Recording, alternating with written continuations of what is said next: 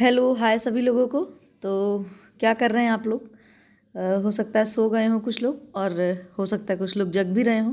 तो मैं तो अभी तक जग ही रही हूँ, तो मैंने सोचा कि फिर से आप लोगों को थोड़े से क्वेश्चन जो है भेंट किए जाएं। ये भेंट ही है, मेरी तरफ से यही भेंट है आप लोगों के लिए। चलिए, तो ये हम लोगों का प्रैक्टिस सेट नंबर जो है 10 है। इसके पहले 9 हम कर चुके हैं, और आजकल भगवान की कृपा से हम डेली जो है प्रैक्टिस कर पा रहे हैं। क्या है कि थोड़ा सा मैं टाइम भी निकालने में कामयाब हो पा रही हूँ, और टाइम थोड़ा सा मिल भी जा रहा है ना। तो मैंने सोचा कि ठीक है, अब जब टाइम मिल रहा है तो भाई टाइम को यूटिलाइज़ किया जाए।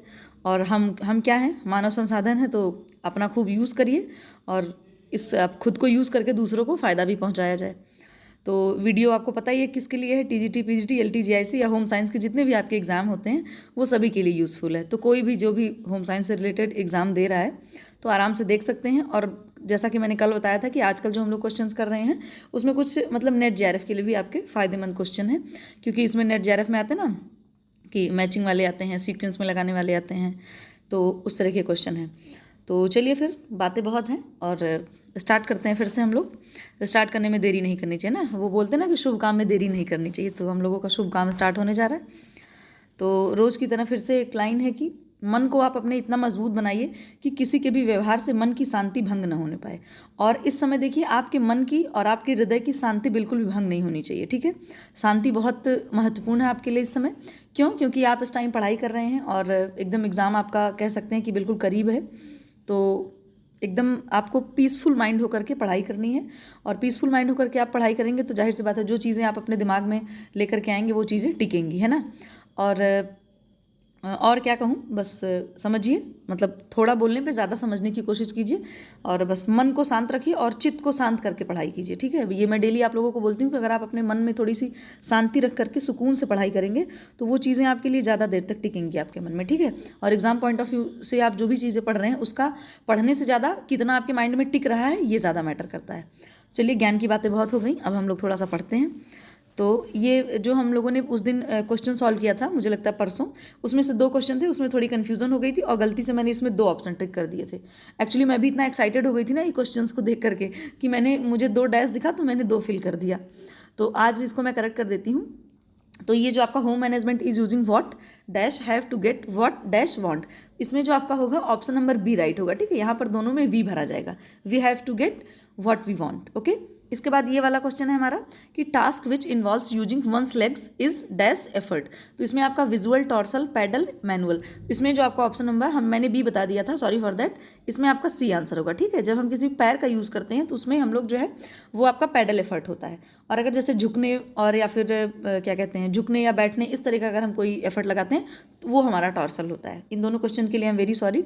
मैंने उस दिन बोल ही रखा था कि सारे आंसर्स मेरे अकॉर्डिंग है, क्योंकि आंसर की इसकी नहीं मिल पाई थी तो उसमें थोड़ा सा हो जाता है। और ये होम मैनेजमेंट वाला तो मैंने एक्साइटेड होकर गलत कर दिया था, और इसमें थोड़ी सी कन्फ्यूजन हो गई थी, सो दैट मैंने यहाँ आपको करेक्ट कर दिया है।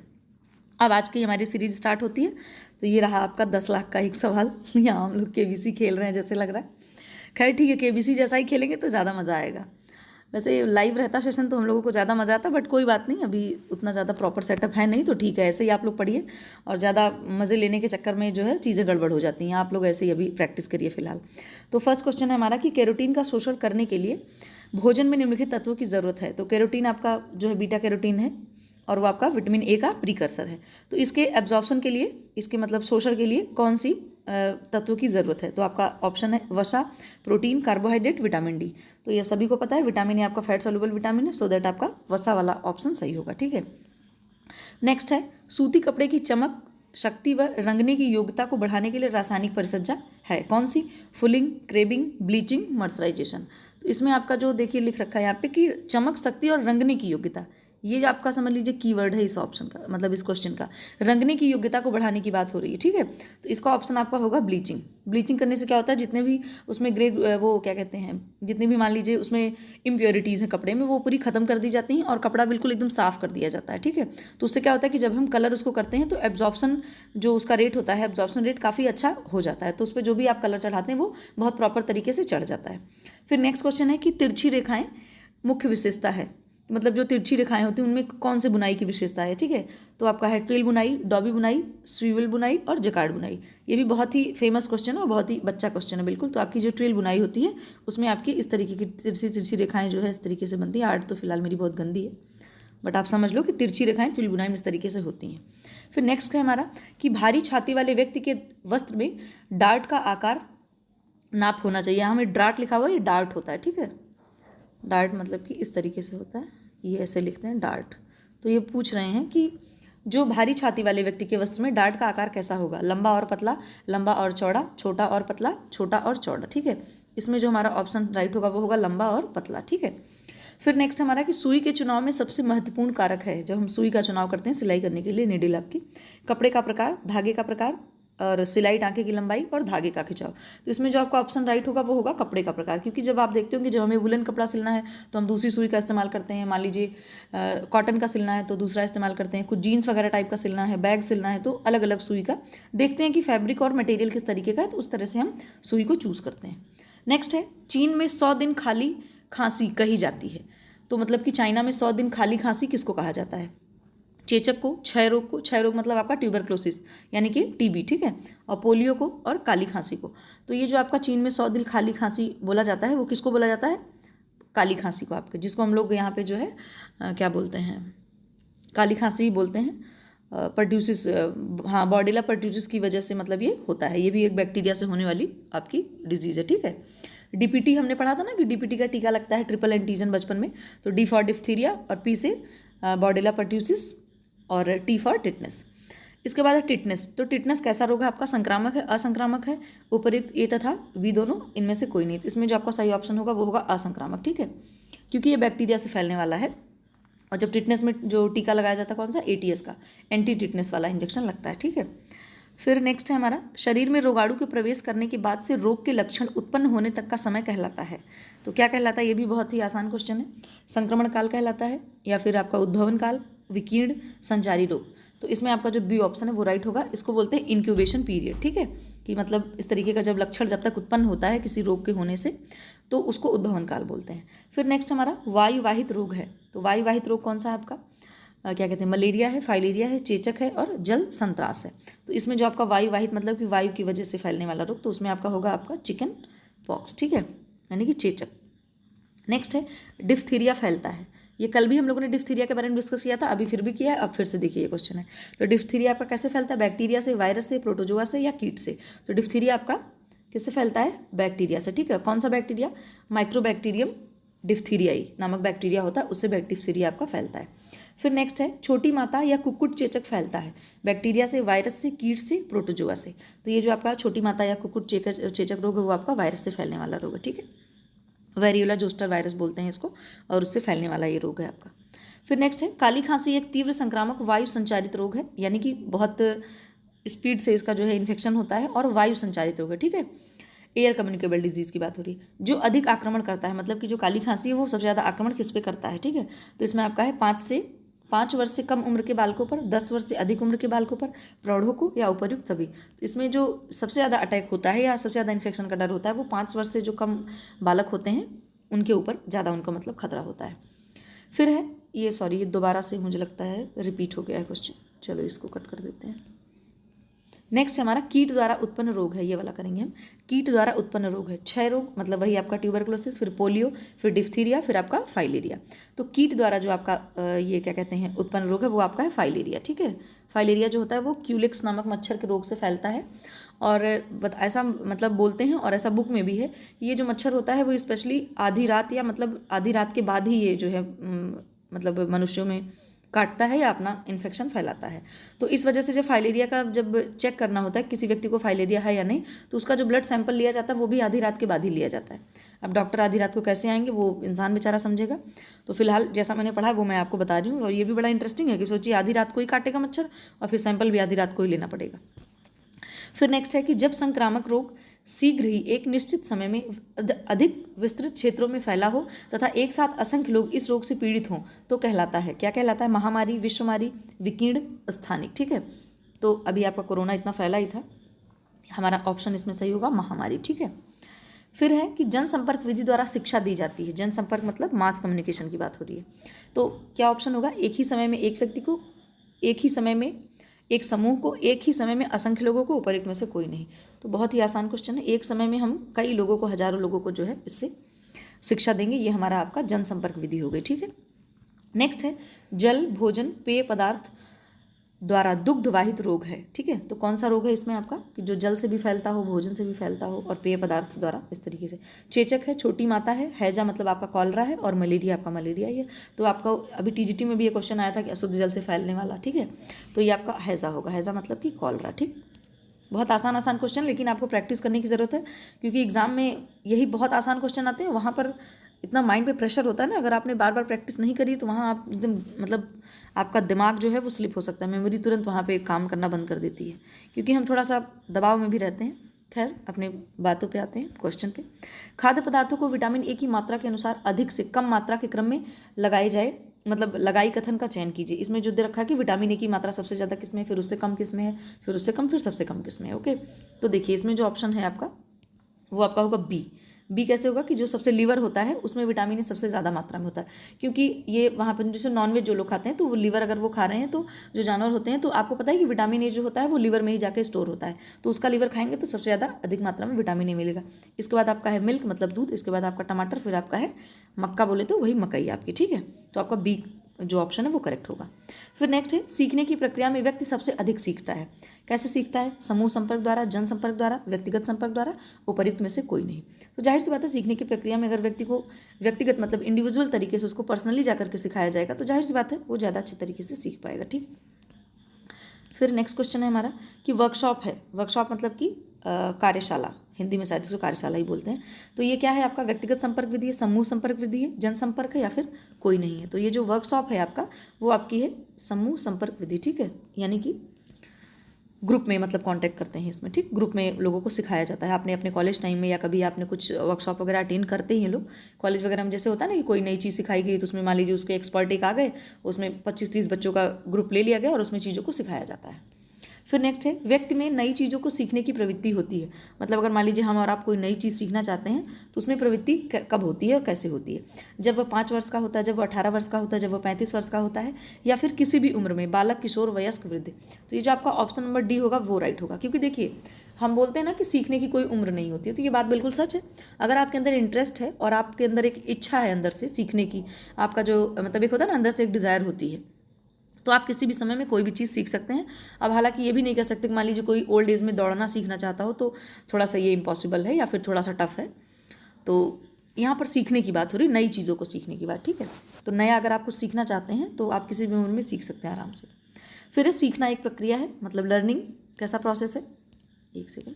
तो दो तरफा विधि एवं सक्रिय है, या फिर एक तरफा विधि एवं निष्क्रिय है, या फिर बोथ है, मतलब ए एंड बी बोथ, और डी आपका है उपयुक्त में से कोई नहीं। तो सीखना लर्निंग कैसी प्रक्रिया है? दो तरफा प्रक्रिया है आपकी, और एक एक्टिव प्रोसेस है ये, ठीक है। जिसमें दो लोग सीखते हैं तो वो एक्टिव होकर के सीखते हैं, इसलिए आपका option number A is right, ठीक है। फिर नेक्स्ट है व्याख्यान है। व्याख्यान मतलब लेक्चर मेथड की बात हो रही है। तो लेक्चर क्या है आपका? जनसंपर्क विधि है, या व्यक्तिगत संपर्क विधि है, या समूह संपर्क विधि है, या उपयुक्त सभी है। तो लेक्चर कैसे होता है? आप क्लास में जाते हैं, ग्रेजुएशन पोस्ट ग्रेजुएशन में क्या होता है? प्रोफेसर आते हैं, लेक्चर देते हैं, चले जाते हैं। तो हम समूह में ही बैठे होते हैं ना कक्षा में अपने, तो आपका सी इज राइट। नेक्स्ट है जनसंपर्क विधि द्वारा स्वास्थ्य शिक्षा दी जाती है। एक एक व्यक्ति को बुलाकर, व्याख्यान देकर, मीटिंग बुलाकर, या दूरदर्शन द्वारा। जनसंपर्क फिर से वही मास कम्युनिकेशन की बात हो रही है। तो इसमें कैसे देंगे भाई? जब स्वास्थ्य शिक्षा दी जाती है तो जाहिर सी बात है बहुत ज़्यादा मात्रा में लोग होंगे तो दूरदर्शन द्वारा इसमें दिया जाता है, ठीक है। क्योंकि दूरदर्शन भाई एक साथ लाखों व्यक्ति देख सकते हैं अपने घर में टेलीविज़न पे। पहले दूरदर्शन पे आता था, टीवी पे हम लोग देखते थे, अभी भी देखते ही होंगे लोग। अब यहाँ से थोड़े से वैसे मैचिंग वाले क्वेश्चन आ गए, इनको हम मैच करेंगे। और मैंने आप हमेशा की तरह जो कूट है उसको मैंने यहाँ पे ऐड नहीं किया, हम इसको डायरेक्ट अपने मैच करेंगे, ठीक है। तो इसमें देखिए आपका क्या करना है, जो रसोई घर की दिशा होती है, एक सेकेंड, जो आपके रसोई घर की दिशा होती है वो किस तरफ होनी चाहिए? तो इसमें आपका हम ए वाला जो है उसको 2 से मैच करेंगे, मतलब कि ये जो है उत्तर या पश्चिम या उत्तर पश्चिम दिशा में आपके रसोई घर की दिशा होनी चाहिए, ठीक है। फिर है शयन कक्ष की दिशा। तो जो शयन कक्ष की दिशा होती है वो कैसी होनी चाहिए? वो आपकी साउथ में यानी कि दक्षिण में होनी चाहिए। फिर है सर्दियों में सूर्य का दिशा परिवर्तन। दिशा परिवर्तन आपका किस तरफ होना चाहिए, इस तरह से आपको घर बनवाना है कि पूरब में हो जाए, ठीक है। फिर आपका है बैठक की दिशा, तो बैठक की दिशा जो आपकी होगी वो दक्षिण पूर्व या दक्षिण पश्चिम, ठीक है, ये वाला ऑप्शन आपका राइट हो जाएगा। तो इसको आप ध्यान से देखेंगे तो आपको पता चल जाएगा कि किस तरीके से हमने मैच किया हुआ है, ठीक है। फिर नेक्स्ट है, इसमें हमको फिर से मैच करना है। अब इधर सारे मैचिंग वाले क्वेश्चन ही होंगे आपको, तो ये भी आपका मैच करना है। कैसे मैच करना है, जो सीयर शक्कर होता है वो क्या करता है, वो कैसा प्रभाव देता है कपड़े में, सिकुड़न वाला प्रभाव देता है, ठीक है, मतलब श्रिंक वाला इफेक्ट देता है। फिर है आपका साटन का, तो साटन जो होता है वो आपका ताना फ्लोट की बात कर रहा है। फिर साटिन जो होता है वो बाना फ्लोट, और इसके बाद कॉर्डुरॉय कैसा कपड़ा है, वो पाइल बुनाई का कपड़ा होता है। मैच कर लिया हमने, सिंपल सी बात है एकदम। नेक्स्ट है, सब आप सब मैच वाले ही हैं, एक सेकेंड, हाँ देखिए पाइपिंग है। पाइपिंग क्या होती है, पाइपिंग जो होती है वो होती है आपका टू से मैच करेंगे। पाइपिंग आपकी होती है कच्चा किनारे को परिसज्जित करना। तो यहाँ पे मैं मैच करूँगी तो बहुत गंदा हो जाएगा, इसलिए मैं यहाँ पे लिख दे रही हूँ, ठीक है। ये आपका ए होगा, ठीक है, मतलब ए वाला आपका 2 से मैच हो गया। फिर है अंडर स्टिचिंग, तो अंडर स्टिचिंग का मतलब होता है सिलाई को आसानी से पलटना, तो आपका ये बी हो गया, ठीक। फिर है नॉच, नॉच का मतलब होता है कि सीवन में से फालतू फुलनेस हटाना, ठीक है, तो फुलनेस हटाने वाली बात जो रहेगा तो हम इसको सी से मैच कर देंगे। इसके बाद फिर आपका एक ही बचा स्टे स्टिचिंग, मतलब कि आकार को बनाए रखना। कोई चीज़ अगर आप स्टिच कर रहे हैं तो वो उसी जगह पे बनी रहे तो उसको हम लोग स्टे स्टिचिंग बोलते हैं। इसमें आई थिंक मैच करने की जरूरत नहीं है, आई होप सबको इसमें क्लियर दिख रहा होगा कि कहाँ कैसे क्या करना है, ठीक है। फिर नेक्स्ट है कि कार्यक्रम की योजना के पदों को निर्धारित क्रम में लगाएं, इसको हमें सीक्वेंस वाइज लगाना है। ये आपके सब नेट के क्वेश्चन है, और ये टीजीटी और टीजीटी में तो नहीं पूछे जाते हैं, बट एक आध पूछ भी लिया जाता है, और एलटी में तो पक्का ही पूछा जाता है, और जीआईसी में भी पूछेंगे ही, और नेट में तो बिल्कुल ही पूछेंगे। तो चलिए, तो सबसे पहले इसमें जो क्या होगा आपका, सबसे पहला जो सही होगा आपका तथ्यों का समूह, ठीक है, ये फर्स्ट नंबर पे होगा। फिर तथ्यों का समूह करने के बाद हम क्या करेंगे, समस्या की पहचान करेंगे। इसके बाद हम क्या करेंगे, कार्य योजना का विस्तृतीकरण, ठीक है, थर्ड हो जाएगा। फिर कार्य की प्रगति का मूल्यांकन, ये आप देख के कर सकते हो कि मूल्यांकन तो हम क्या करते हैं सबसे लास्ट में ही करते हैं। तो इसमें जो आपका ऑप्शन नंबर राइट होगा वो आपका होगा फर्स्ट, थर्ड, फोर्थ और सेकंड। तो आपका फर्स्ट हो गया, और फर्स्ट थर्ड आपका बी में है, ठीक है, ये वाला ऑप्शन सही होगा आपका, ठीक। इसमें देखिए दे रखा फर्स्ट, थर्ड, 4 एंड 2, ओके। फिर नेक्स्ट है हमारा कि ये अब्राहम मैस्लो का सिद्धांत है, ये हायरार्की का सिद्धांत इन्होंने दिया था, हायरार्की ऑफ नीड्स का, हाँ। तो इसमें इनको अवस्थाओं को क्रम में लगाना, ये बहुत ही फेमस और बहुत ही मतलब प्यारा क्वेश्चन है कि मुझे लगता है हर एग्जाम में पूछ ही लिया जाता है। इसको इतना बड़ा सा, इसको देख करके आपको परेशान नहीं होना। इन्होंने अपने सिद्धांत में इस मतलब इस बेस पे सिद्धांत दिया था इन्होंने। इनके सिद्धांत में ये था कि जैसे एक मनुष्य है तो उसकी ज़रूरतें मतलब कैसे कैसे वन बाई वन कौन कौन सी ज़रूरतें उसकी लाइफ में आती हैं, तो उसी को इन्होंने सीक्वेंस वाइज लगाया, और इन्होंने मतलब बताया है कि जैसे एक नॉर्मल मनुष्य है तो उसके जीवन में कौन सी अवस्थाएं कब आएंगी, कौन सी पहले आएंगी, कौन सी बाद में आएंगी, ओके। तो देखिए सबसे पहले क्या होता है, सबसे पहले इसमें कौन सी आवश्यकता आएगी आपकी, सबसे पहले आती है फिजियोलॉजिकल नीड्स, मतलब कि शारीरिक आवश्यकताएं, ये जो आपकी शारीरिक अवस्थाएं दे रखी, ठीक है।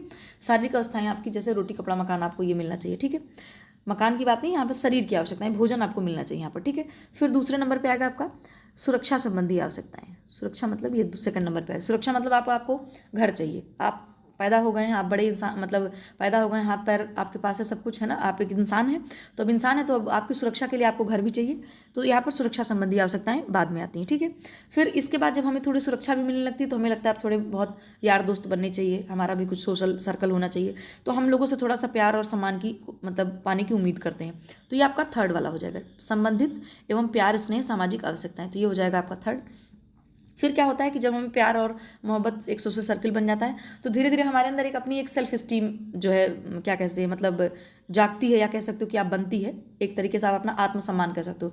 हम बोलते हैं ना कि भाई अपने आत्मसम्मान को ठेस नहीं पहुंचा सकते, आपका ये काम कर सकते हैं लेकिन ये हमारे आत्मसम्मान के खिलाफ है तो हम ये काम नहीं करेंगे, तो ये आपका जो होता है ये आपकी फोर्थ नंबर पर आती है। इसके बाद सबसे लास्ट में आती है आपकी आत्म प्रत्यक्षीकरण की आवश्यकता, इसको बोलते हैं सेल्फ एक्चुअलाइजेशन स्टेज, ठीक है, सॉरी स्टेज नहीं, नीड। तो इसमें क्या होता है कि सबसे लास्ट वाली स्टेज होती है, इसमें इंसान मतलब खुद का ध्यान ना दे करके सामने वाले की ज़्यादा मतलब वो करता है, और आप ये कह सकते हो कि जितने भी समाज के या फिर नियम होते हैं उन सारे नियम को तोड़ करके वो देश के लिए या फिर सामने वाला कोई व्यक्ति अगर उसके लिए बहुत इंपॉर्टेंट तो उसके लिए वो कुछ भी कर सकता है। जैसे मान लीजिए गांधी जी थे, तो गांधी जी का अपना मतलब सब कुछ देखने के बावजूद और उतना उन्होंने अपने बारे में नहीं देखा जितना उन्होंने देश के लिए सोचा, तो उन्होंने बिल्कुल आप कह सकते हो कि उनको सेल्फ एक्चुअलाइजेशन हो गया था कि उनको मतलब खुद से ज़्यादा इंपॉर्टेंट उनको क्या लगने लग गया था, देश लगने लग गया था। तो जो सबसे लास्ट वाला होगा वो आपका ये होगा, ठीक है। इनकी जो अब्राहम मैस्लो की थ्योरी मैंने आपको एक दिन सजेस्ट किया था कि लेट्स लर्न पे हिमांशी मैम जो है उन्होंने पढ़ाया है, आप वहाँ जा करके इनकी थ्योरी जरूर देखिए अब्राहम मैस्लो की, उन्होंने बहुत ही अच्छे से पढ़ाया है, वहाँ पे आपको एकदम क्लियर हो जाएगा, इससे आपका क्वेश्चन गलत हो ही नहीं सकता, इसकी मैं पूरी गारंटी ले रही हूँ आपके लिए, ठीक है। तो इसमें हम देख लेते हैं कौन सा ऑप्शन सही होगा, आप लोग ये थ्योरी जा करके देखिएगा जरूर, ठीक है। देखिए आपका इसमें 2, 1 और 3, ठीक है, तो हमारा 2, 1, 3, 5, 4 ये आपका, इसमें भी आपका बी ऑप्शन क्या होगा, करेक्ट होगा। नेक्स्ट क्वेश्चन पे आते हैं, एक सुनियोजित विस्तृतीकरण शिक्षण पद्धति के अनुक्रम का चयन कीजिए, ठीक है। ये आपका जो एक्सटेंशन में होता है ना शिक्षण पद्धति, उसका एक सीक्वेंस लगाने को बोल रहे हैं। तो इसमें क्या है, सबसे पहले देखिए अभिरुचि, सीधे ऑप्शन बताती हूँ, इतना पढ़ने का कोई मतलब नहीं, बी ऑप्शन जो इसमें है वो आपका राइट होगा। देखिए सबसे पहले क्या होता है, अभिरुचि मतलब आपका इंटरेस्ट और इच्छा, डिजायर है आपकी, और कर्म है मतलब जो आप एक्शन कर मतलब लेते हैं काम करने के लिए, और दृढ़ विश्वास मतलब आपका जो एक पूरा ट्रस्ट होता है और मतलब आप उस चीज़ पे टिके रहते हैं, और संतोष मतलब आपका सेटिस्फैक्शन। तो सेटिस्फैक्शन आपका, जाहिर सी बात जब इंटरेस्ट होगा किसी चीज़ में, पहले हमें इंटरेस्ट आता है, फिर उसकी डिज़ायर उत्पन्न होती है, फिर हम उसके लिए कुछ एक्ट करते हैं, फिर उसी पे हम रुके रहते हैं, मतलब उसी पे एकदम खड़े रहते हैं बिल्कुल कि हाँ मतलब ये काम करेंगे, और जब वो काम आपका हो जाता है फिर हमें क्या लास्ट में मिलता है, आपको संतोष प्राप्त होता है, मतलब कि सेटिस्फाई हो जाते हैं, क्योंकि हमने जैसे सोचा था, जैसे हमने अपनी इच्छा क्रिएट करी थी, उस तरीके से हमने काम किया और उस तरीके से हमें अपना गोल अचीव हुआ, तो जाहिर सी बात है हमें सेटिस्फैक्शन मिलेगा। फिर है कपड़े की बुनाई का सही क्रम बताइए, एक सेकेंड। तो कपड़े की सही बुनाई का क्रम क्या है आपका, इसमें भी मैं सारे ऑप्शन नहीं पढ़ूंगी, इसमें आपका ए ऑप्शन राइट हो जाएगा, ठीक है।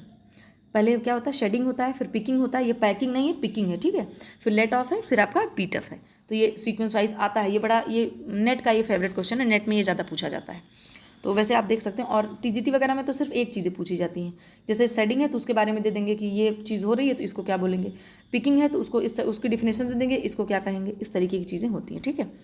फिर है कार्यान्वित करना, दूसरा क्वेश्चन है, कार्यान्वित करना प्रबंध की दूसरी अवस्था है, इसमें पदों का क्रम है। तो आपको पता ही है कि जो प्रोग्राम प्लानिंग वगैरह करी जाती है उसकी बात हो रही है यहाँ पर, तो उसमें कैसे मतलब कर सकते हैं, कैसे जब मैनेजमेंट करते हैं किसी भी चीज़ का, तो उसको जब ऑर्गेनाइज करते हैं तो इसमें दूसरी अवस्था है, इसमें पदों का क्रम है।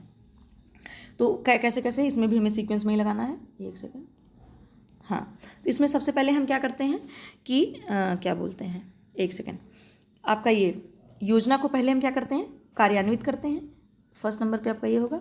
फिर हम क्या करते हैं, प्रक्रिया की जांच करते हैं कि जिस प्रक्रिया से करना है वो प्रक्रिया आपकी कैसी है। फिर क्या करते हैं, योजना में समायोजन करते हैं, और फिर हम क्या करते हैं, योजना में बदलाव लाते हैं। अगर मान लो योजना अच्छे तरीके से एडजस्ट नहीं हो पाई सही से, तो हम क्या करते हैं, उसमें फिर हम बदलाव लाते हैं। तो इसमें आपका जो ऑप्शन राइट हो जाएगा वो क्या होगा, आपका पहला, तीसरा और दूसरा और चौथा, तो ये आपका ए ऑप्शन जो होगा वो राइट हो जाएगा, ठीक है।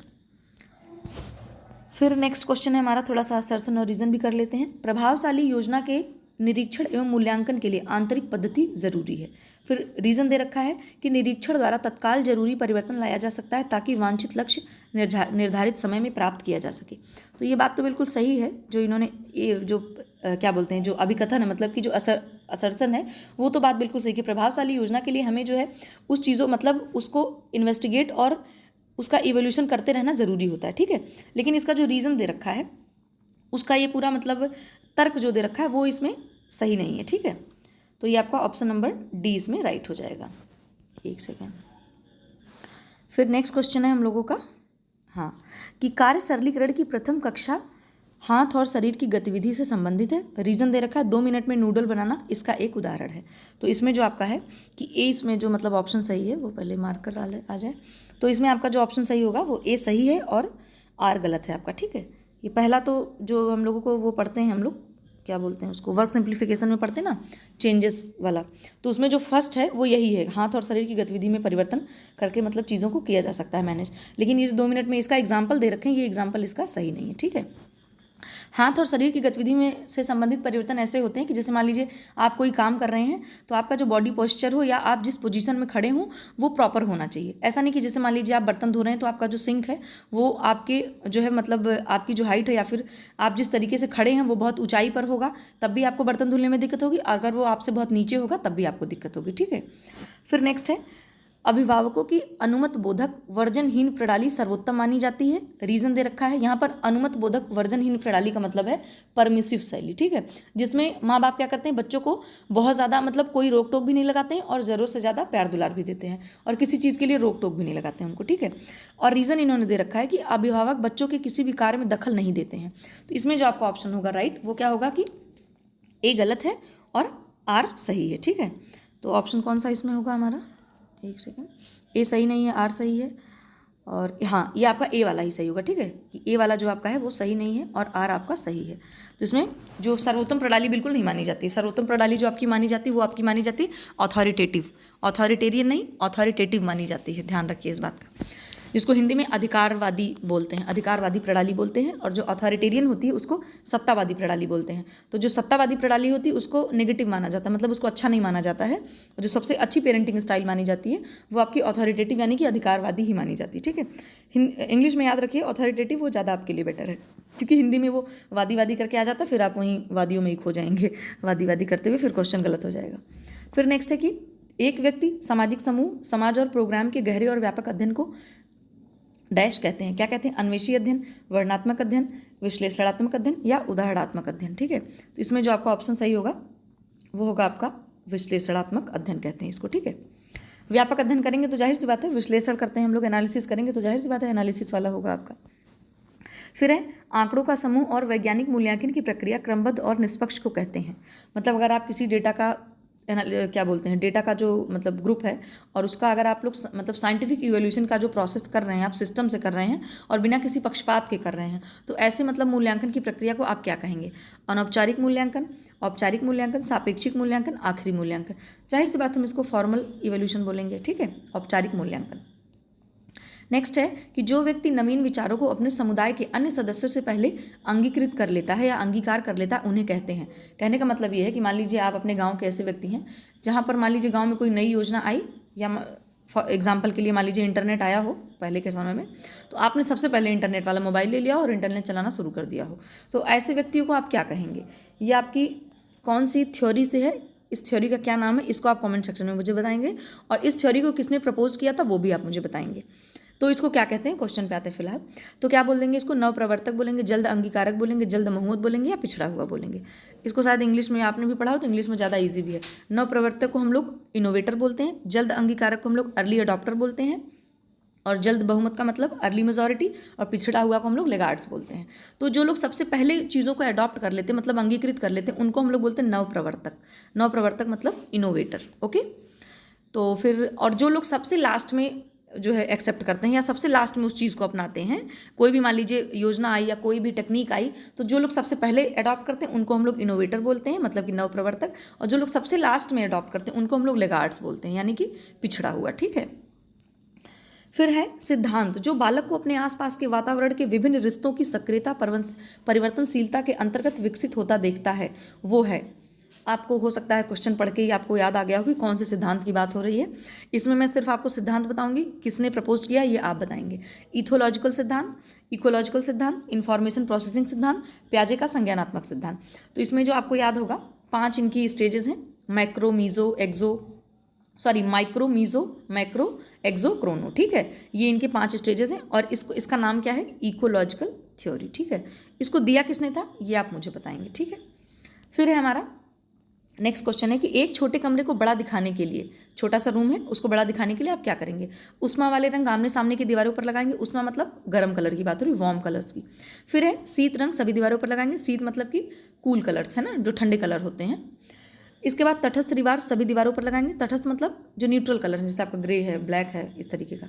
फिर है डी वाला आपका हल्के रंग किन्हीं 2 दीवारों पर लगाएंगे तथा गहरे रंग 2 दूसरी दीवारों पर लगाएंगे, ठीक है। एक सेकेंड, तो इसमें क्या होगा, डी ऑप्शन आपका सही होगा कि जब आप 2 दीवारों पर हल्के कलर लगाएंगे और 2 दीवारों पर थोड़ा गहरे कलर लगाएंगे तो आपका रूम का जो आकार है वो थोड़ा सा बड़ा दिखने लगेगा, मतलब ऐसा आपको फील होगा कि रूम का जो आकार है वो थोड़ा बड़ा दिखाई दे रहा है, ठीक है। फिर है प्रोटोजोआ से फैलने वाले रोग हैं, तो प्रोटोजोआ से फैलने वाले रोग आपके कौन से हैं, पेचिस है, एड्स है, चेचक है, क्षय रोग है। तो प्रोटोजोआ से फैलने वाले रोग कौन से हैं, पेचिस है आपका। अच्छा एक चीज़ आप मुझे और बताएंगे कि पेचिस कितने प्रकार की होती है, ठीक है, डिसेंट्री जिसको हम बोलते हैं। तो डिसेंट्री आपकी कितने प्रकार की होती है, ये जो है 9th या 10th की बुक में सीधे सीधे दे रखा है, आपने पढ़ा ही होगा, तो यहाँ पर बता दीजिए, आपका रिवीजन भी हो जाएगा, है ना, और मुझे भी लग जाएगा कि मैंने जो आपको होमवर्क दिया वो आपने कर लिया। फिलहाल आप लोग बच्चे नहीं है कि आपको होमवर्क दिया जाए, लेकिन ये मैं आपके फ़ायदे के लिए बोल रही हूँ, अगर आप दे देंगे तो बहुत अच्छी बात है, नहीं तो वो भी तो नहीं देंगे तो भी बहुत अच्छी बात है। फिर है आपका चेचक रोग है, तो चेचक रोग आपका है तीव्र संचारी, असंचारी, यौन रोग या फिर उपयुक्त सभी। तो ये क्या है आपका संचारी रोग, संचारी मतलब तीव्र संचारी, बहुत तेज़ी से फैलता है। इस वजह से अगर किसी को चेचक होता है तो उसका जो वेस्ट मटेरियल वगैरह वो जो निकलता हुआ है वो उन सारी चीज़ों को ले जाकर के बहुत दूर जा कर के जला देना चाहिए या दफना देना चाहिए, ताकि कहीं भी हवा चलने से जो है दूसरी जगह पहुंच ना सके, ठीक है। ये सब कम्युनिकेबल डिजीज़ में भी आता है, तो आसानी से फैलने का खतरा होता है। नेक्स्ट है, व्यक्ति के शरीर में किसी भी रोग के सूक्ष्म जीवों से लड़ने व उन्हें नष्ट करने की क्षमता को कहते हैं प्रतिरक्षा शक्ति, मतलब कि इम्यून सिस्टम या फिर इम्यून पावर कह सकते हो आप। स्वास्थ्य शिक्षा, हेल्थ एजुकेशन, विकीर्ण प्रतिरक्षण। तो इसमें जो आपका होगा इसको क्या कहते हैं, सूक्ष्म। जाहिर सी बात है, हमारे बॉडी के अंदर कोई इन्फेक्शन आता है तो पहले हमारी बॉडी उससे फाइट करती है और फाइट करके सोचते हैं कि वो इन्फेक्शन ना होने पाए, ठीक है।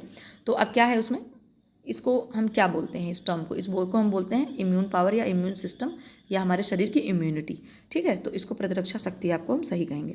फिर नेक्स्ट है कि मृत जीवाणुओं से टीके तैयार किए जाते हैं, मतलब मरे हुए जीवाणुओं से कौन से टीके तैयार किए जाते हैं, रेबीज के, फ्लू के, इन्फ्लुएंजा के या हैजा के। हैजा आपका क्या है, कॉलरा। तो जो हैजा का ही टीका होता है उन्हीं को मरे हुए जीवाणुओं से तैयार किया जाता है। चलो सारे क्वेश्चन खत्म हो गए। आप लोगों ने पढ़ा होगा, मतलब सुना होगा, मज़ा ही आया होगा। मुझे तो बहुत मज़ा आता है भाई करवा के, इसलिए मैं आजकल डेली टाइम निकाल के आ जा रही हूँ आप लोगों के पास। तो आप लोग भी बताइए कैसे क्वेश्चन थे और कैसा लगा, और मज़ा तो आया ही होगा। और मैंने सोचा रात में ही करा देते हैं, क्योंकि मेरी एक फ्रेंड है, उन्होंने बताया कि रात में जब क्वेश्चन करते हैं हम लोग तो बड़ा मज़ा आता है, बड़े सुकून से सो जाते हैं। तो मैंने सोचा ठीक है भाई, थोड़ा सा आप लोगों को सोने में जो है मदद करी जाए और आप लोगों को सुकून की नींद सोने में मैं थोड़ा सा हेल्प कर पाऊँ। तो चलिए फ़िलहाल मैंने अभी स्टार्टिंग में भी बोला कि अपने मन को, अपने मस्तिष्क को, मतलब सीधे कह सकते हैं कि दिल दिमाग दोनों को शांत रखिए और क्या कहते हैं, कॉन्सेंट्रेट करिए, ठीक है। खुद पे कॉन्सेंट्रेट करिए, किसी की बातों से, किसी के कुछ कहने से आपको जो है डिस्ट्रैक्ट नहीं होना है और सिर्फ और सिर्फ अपनी पढ़ाई करनी है।